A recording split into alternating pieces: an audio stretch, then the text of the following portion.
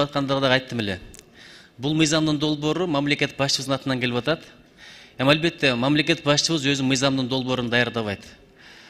Таасир эткен адамдар бар, ынандырган адамдар бар. Ошо мыйзамдын долбоорун даярдап туруп айтты да, бул актуалдуу, тезирээк өткөзүш керек депчи. Бирок бизде дагы бир жаман адат пайда болуп атат да.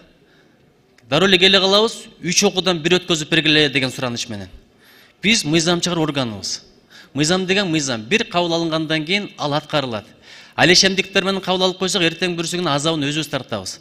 Колдонгондо правоприменительная практика деп коет. Өзүңүздөр кыйналасыздар. Ошон үчүн бул сиздерге жамандык каалоо эмес. Өткөндө комитетте да айттым эле, 3 окууну өз кезегинде эле өткөзөлү, кезек менен. Арыдан бери алашамбыл кылгандан кийин кол көтөрүп өткөзүп коебуз, эртең бүрсүгүн азабын тарта турган өзүбүз. Мыйзам деген эмне? Бул коомдук мамилелер жөнгө сала турган чоң документ, өтө олуттуу документ. Ушуну айткым келди. Экинчиден, мен жатка билем, өткөндө комитетте караганбыз, 5-9 беренелер беле, урматтуу генерал. 5-9 беренелер. 5-беренеде мурда так кетет эле. Коопсуздук кеңештин мүчөлөрү бул кызмат адамдары деп. Азыр ошону жок кылат экен дагы мамлекет башчысы өзү түзөт деп коюптур. Биз жок дегенде минималдуу тизмени так калтырып коелу. Анткени эртең бүрсүгүн адам фактору деген бар. Тегерегинде отуруп алып туруп, бул бизге жакпайт, муну киргизбей эле коелу, муну киргизели деп адам фактору деген бар да, биз пендебиз да. Ошон үчүн 3 окууну дароо өткөзгөнгө 1 окуганга мен каршымын. Карайлы.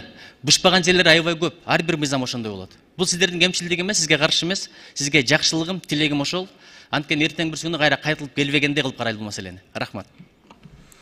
Рахмат, Алмаз Акмыжанович.